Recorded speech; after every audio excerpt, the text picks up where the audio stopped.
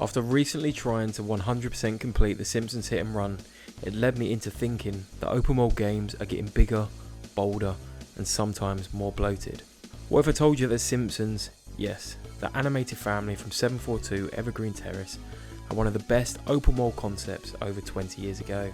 And what if we took that idea, rebuilt it today in the era of games such as GTA 6, Spider-Man 2 and Cyberpunk, and see where that led us? This isn't a leak, it's not a rumour, but it's a look at what could be a modern open world Simpsons game. And let's talk about what that might actually look like. The Simpsons Hit Run was released in 2003 and is still remembered as one of the few licensed games that actually nailed it. Had exploration, story missions, collectibles, car chases, gags, wasps, many more, and was basically a GTA Springfield, but with donuts instead of drive-bys. Players loved it for more than just the novelty. It captured the look and feel of the actual show.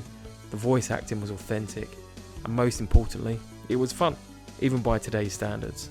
It sold over 3 million copies, developing a cult following, and for 2 decades, nothing. No sequel, no remake, just fan mods, and a whole lot of wishful thinking. The main question is, so why now? And why is right now the perfect time for a new Simpsons open world game?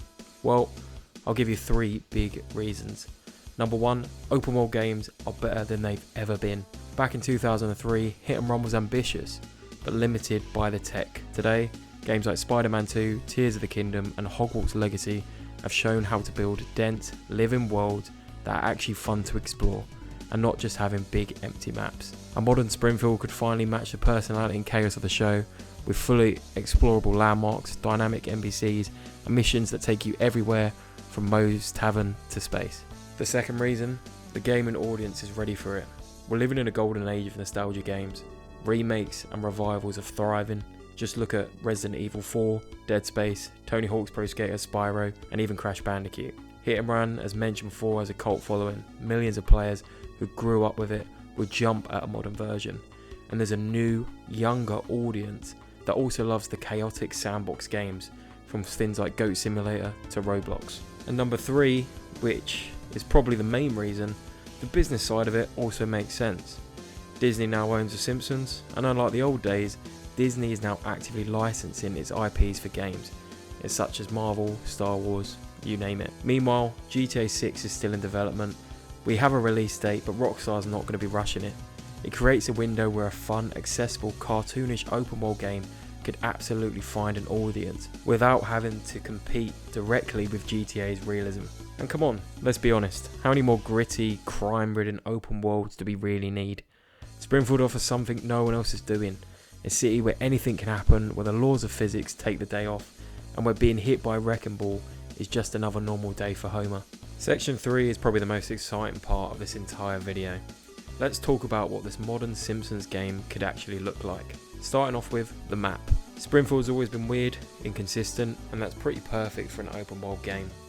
A modern version could fully embrace that, build out distinct zones, inspired by iconic episodes and locations such as downtown Springfield. You've got Android's Dungeon, Moe's Tavern and the Springfield Mall. You could even have Evergreen Terrace obviously as your home base, where each house is explorable and packed with many different Easter eggs. The nuclear power plant as a restricted mission zone with platforming sections and hazards, as well as new additions that weren't originally seen in the Simpsons Hit and Run, such as Krusty Land being a full theme park packed with rides, games and even boss fights. The monorail station, which now operational, could be used for fast travel and chaotic rail-based missions. Could also have the Squidport, full of shops and boat-based missions, I guess.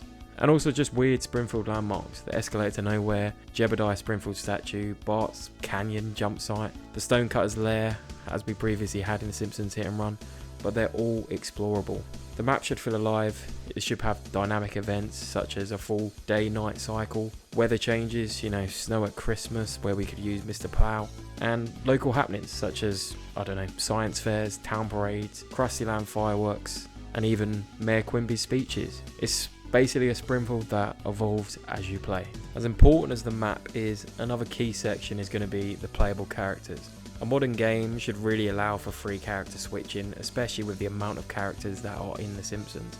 Similar to like GTA 6 where you could mix between Michael, Trevor and Franklin, why not be able to start off with Homer, who can be good at strength-based tasks, demolition missions, and slapstick chaos. You then move on to Bart with stealth, gadgets, his slingshot, stink bombs, hacking, and skateboard-based traveling. Lisa obviously will lean more towards the problem-solving, dialogue-based social missions, as well as maybe some environmental activism potential on that one, maybe not.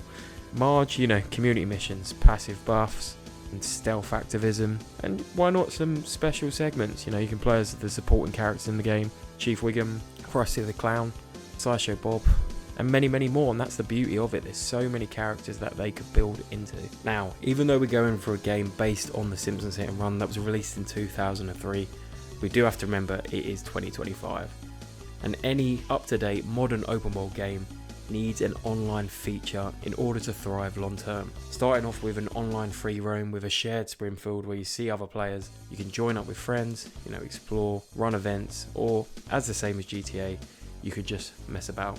You then want to have some competitive modes such as couch gag races, chaotic track-filled races through the streets similar to a kind of Mario Kart. Then why not have something like a demolition derby, but a Mr. Plow edition, for example. And other silly game modes such as Capture the Donut, which is, a wacky take on the Capture the Flag mode, using donuts as objectives instead of flags. I think a real key part would to build out seasonal events, Treehouse of Horror events around Springfield getting spooky, with zombie NPCs, supernatural cosmetics around, Halloween, Christmas events with a snow-covered Springfield, Santa-related missions and special costumes, and even a Valentine's Day event. You could have side missions involving Ralph's infamous love letters.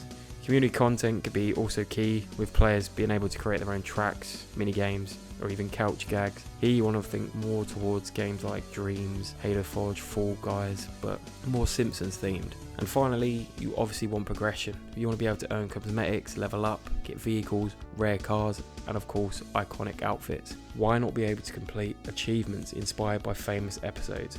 Yeah, we're talking Stupid Sexy Flanders, and his ski gear would 100% be included in the online game. Done right, the online shouldn't be a filler. Instead, it will turn Springfield into a living, replayable world. The Simpsons Hit and Run proved that the formula can work. Today's tech can make it possible for a modern Simpsons open world game, which could be incredible. Enough of me, what do you guys think? Would a new Simpsons game stand out today, or would it just be nostalgia clickbait? Drop your thoughts in the comment below, and if you enjoyed this breakdown, make sure to hit like and subscribe for more gaming content in the future. Until next time, thank you for watching.